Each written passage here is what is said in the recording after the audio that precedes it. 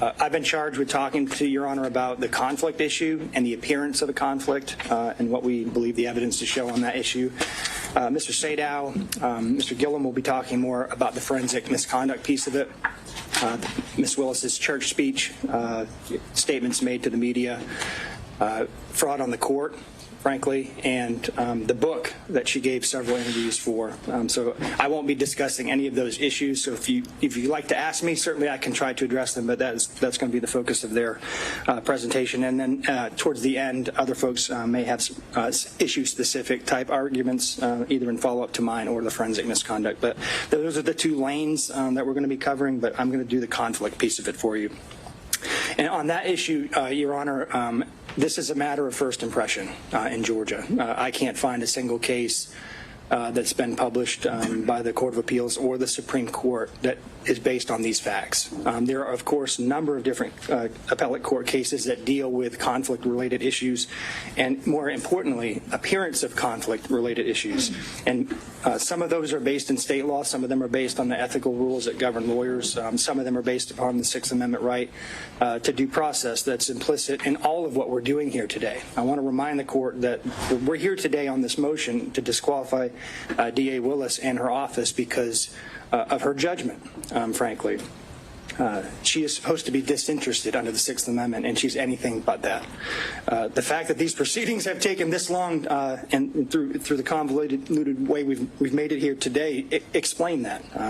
So as I present my arguments, I want the court to understand that this court represents the guardrails for the Sixth Amendment in this context, and Ms. Willis has already been disqualified once.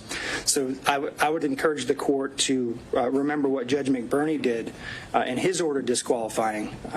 The same argument was made in that case as to whether or not there needs to be an actual conflict of interest or whether or not the appearance of a conflict of interest might be sufficient under the facts. I want to make clear to the court that the law in Georgia suggests and is very clear that we can demonstrate an appearance of a conflict of interest, and that is sufficient. I'm going to be candid with the court. There is a Supreme Court decision from 1996, Lambie State, and then there are two Court of Appeal decisions after that deal, frankly, in some dicta that suggests that an actual conflict is required. But the Supreme Court of Georgia, since those decisions came down, has made quite clear that the appearance of a conflict standard still applies. And the reason that's important is I think under the Sixth Amendment, which is where we're at, in order to preserve the defendant's rights under that provision and under corollary provisions of Georgia law, you've got to consider the appearance of a conflict. And the reason why the appearance of a conflict is so prescient here is because if this court allows this kind of behavior to go on and allows DAs across the state by its order to engage in these kinds of activities, the entire public confidence in the system will be shot. And the integrity of the system will be undermined.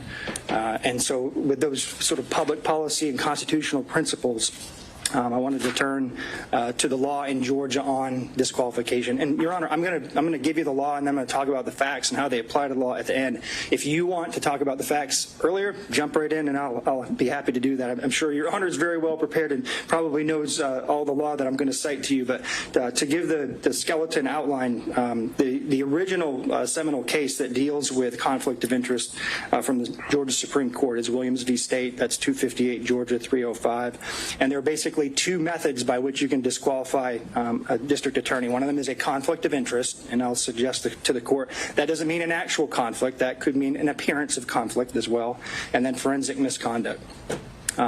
Importantly, in the Williams case, though, in footnote 4, and I think this is important for the court's analysis about the facts and which box it fits into, the court said there is no clear demarcation line between conflict of interest and forensic misconduct, and a given ground for disqualification of the prosecutor might be classifiable as either.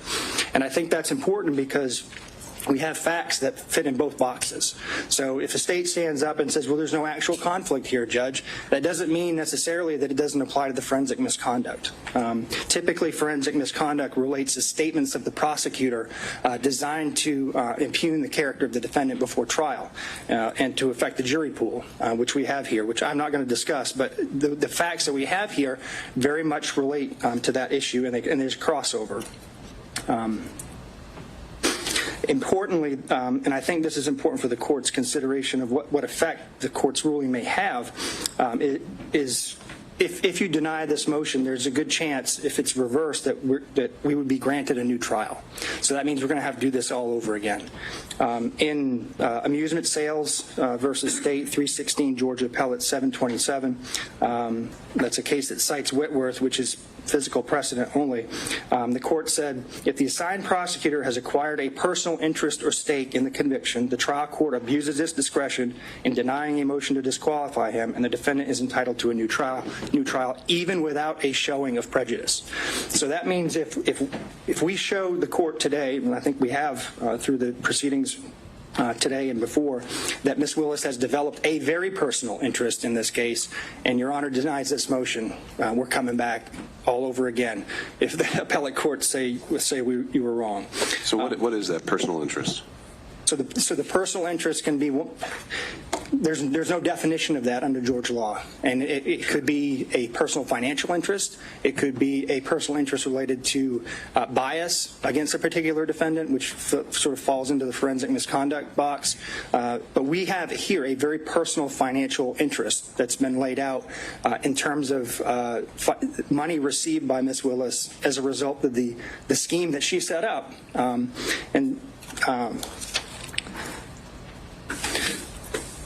To get to the issue of the personal interest in the context of an appearance, I think that's important. I do want to suggest to the court that there are a number of cases that post-date this actual conflict of interest language that's suggested in some of the cases from the 90s that you have to pay attention to what this looks like to the public. And I agree with all of the law, and I'm sure the state's going to stand up here and say it can't be a speculative or a conjectural type of personal interest. We don't have that here. We have something very concrete. And as Judge McBurney put it, actual and palpable, not speculative and remote. That's exactly what we have here. We've demonstrated through the testimony of the witnesses, some of whom impeached themselves, that we have a very personal interest. In the seminal United States court case that deals with prosecutorial impropriety is Young v. U.S. That's a 481 U.S. 787 case. In that case, it's the opportunity for conflicts to arise that created at least the appearance of impropriety.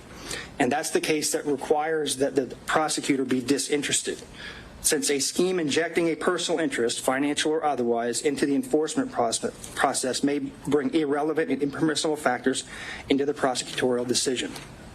Now, there are a number of Georgia cases that sort of repeat that theme. Reeves v. State, 231, Georgia Appellate 22, that's a 1998 case, stated a potential conflict of interest existed and the appearance of impropriety existed. Davenport v. State, 157, Georgia Appellate 704, that's a 1981 case. That was decided 7 years before Williams. When there is at least the appearance of impropriety, a defendant is denied fundamental fairness in the state's prosecution of the charges against him or her. There are also rules that govern prosecutors. Lawyers in general are bound to preserve and avoid even the appearance of impropriety. That's Brown v. State, 256, Georgia Appellate 603, 202, 2002. Head v. State. A prosecutor's close personal relationship with the victim in a case may create at least the appearance of a prosecution unfairly based on private interest rather than one properly based on vindication of public interest. ABA Criminal Justice Standards for the Prosecution Function, Standard 3.1.2c. A prosecutor should avoid appearance of impropriety in performing the prosecution function. 3-1.7f. The prosecutor should not permit the prosecutor's professional judgment or obligations to be affected by the prosecutor's personal, political, financial, professional, business, property, or other interests or relationships. So the rules that govern her in her own profession say that this is wrong because she's developed a financial interest in this case. And at the very least, created the appearance of unfairness towards these defendants by setting up a relationship, a prosecutorial relationship with her boyfriend that she'd been dating for 2 years, according to the testimony. So before I move, Your Honor, to the specific facts, you asked, what's personal interest, and I think, frankly, as I was trying to figure this out, I think you know it when you see it. It's just like in the concurrence in Jacobellis versus State of Ohio, the Supreme Court case from 1964, Justice Stewart, in his concurrent opinion, said, "I know it when I see it," talking about obscenity. I think you know it when you see it. I think there's enough facts in front of you that you know it when you see it, and so I think that governing principle helps enlighten some of the facts here. And also, I think it's not just financial. In McLaughlin v. State, I think the court's very familiar with that case, 295 Georgia 609, 2014. The Supreme Court essentially said that because the acting DA had become a witness in the case and developed a personal interest in the case due to his daughter's relationship with the victim, that he was disqualified. And because he was disqualified, his entire office was disqualified. So turning to the facts of the case, Your Honor, I think I've got, my role is 20 minutes, so I've got about 8 minutes left. So why the relationship, why did we spend so much time on a relationship between these two people? We frankly couldn't care less if they had a personal relationship outside of work. That is not what the issue is here. The issue is that they began this relationship in 2019. They were dating for 2 years, and then she awarded him a contract where public money, either from Fulton County or the state of Georgia, ended up in his pockets. That decision alone was improper. But what's even more improper is that then she and he used that money to go on personal vacations and trips. If Your Honor will remember, Exhibits 9, 11, and 12 dealt with the expenditures by Wade on trips. If you do the math on that, if you look at what he spent, and then you look at the testimony about what was paid back by Willis, because the cash reimbursement theory, I'll talk about in a second, but if you do the math on what he actually paid for and what they testified she paid back in cash, you still have over $9,200 and $9,247 to be exact, is the amount of money they cannot account for in their testimony. And as Your Honor will remember, there was no mention of cash in Mr. Wade's affidavit when the best and first opportunity to raise that issue would have come up is when the state filed their response in his affidavit. That is nowhere to be found in there. The first time we heard about cash was here in this courtroom. And so I think she's received a personal financial benefit of over $9,200 in this case that she can't account for, and the state can't account for. And the reason we can't account for it is because they came up with a cash theory. Cash theory only raises. Before we get into that, let me ask you this: let's say they couldn't have. Let's say the theory wasn't even there that they had paid it back or that there'd been any exchange. Should there first be a consideration of a materiality requirement? No. Have you seen that in this jurisdiction? It's not in this jurisdiction. Have you seen that in any other jurisdiction? I haven't seen that, Judge. And if it was $6, that would still be improper. Would it be improper where it's a per se disqualification if someone, buys their boss a stick of gum? Is that per se disqualifying because there's no materiality requirement?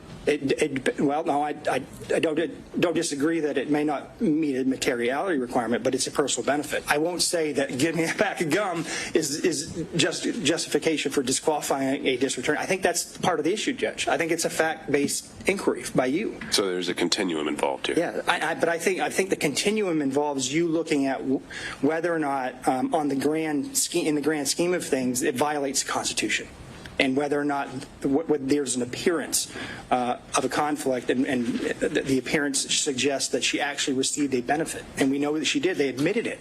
We don't have to speculate about that. They said that she said she got a benefit, and she said she paid back certain amounts. So in that regard, Your Honor, I don't know, would $100 be enough? Would $200 be enough? I think you have to look at it globally and consider all of the witnesses, consider all of the facts, consider the credibility of the witnesses, frankly. Right. I mean, Your Honor sat here and watched everybody, so I haven't spent a lot of time going into the specific testimony because Your Honor is well aware of it. But you get to evaluate the credibility of the witnesses as a fact finder. And, just from a legal perspective, though, you're saying we can't just say dollar amount, look no further. There has to be a totality of the circumstances analysis. I think it's fact-specific, Judge. I don't really want you to pin me down on that because there's no law on it. I can't give you a straight answer because I haven't seen anything like that.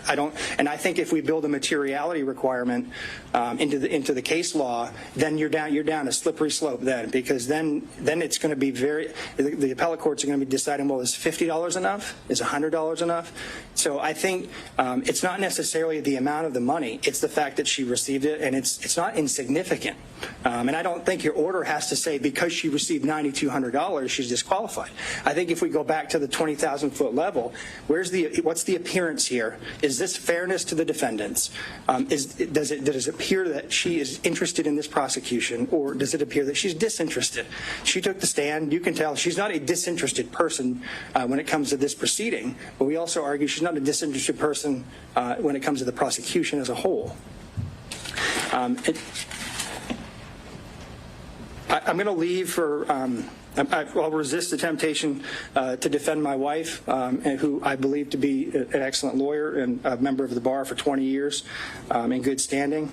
But I will say this, Judge, you don't just evaluate the credibility of the witnesses. You evaluate the credibility of the lawyers. And Mr. Abadi stood up here in open court in front of national news and the national public and called her a liar. I need to address that for 1 minute. There's text messages that are now part of the record, which now are substantive evidence for you to consider, prove everything that she put in that motion, everything that she tried to elicit from Mr. Bradley was absolutely 100% true. And not only was it true, she verified through the witness himself that the motion was accurate before it was filed. So for the state to get up here and impugn her credibility, it's not only improper, it violates Berger versus United States, which is a case that says the state can't just get up here and make any argument it wants. And I encourage the court to call him out on it when he steps up here. We have to have candor towards the tribunal. You cannot lie to the court, cannot lie to the public, cannot lie to the jury. And I think that's what he did. So there's other corroboration of our view that she was in this relationship. I think, frankly, based on Mr. Bradley's testimony, Your Honor can separate the wheat from the chaff when it comes to credibility. But Mr. Bradley had 2 chances to correct information that he suddenly developed amnesia about, and he just didn't do it. How does the timing of the relationship impact financial interest? Because it's part of the scheme she created intentionally in order to give benefits to her boyfriend.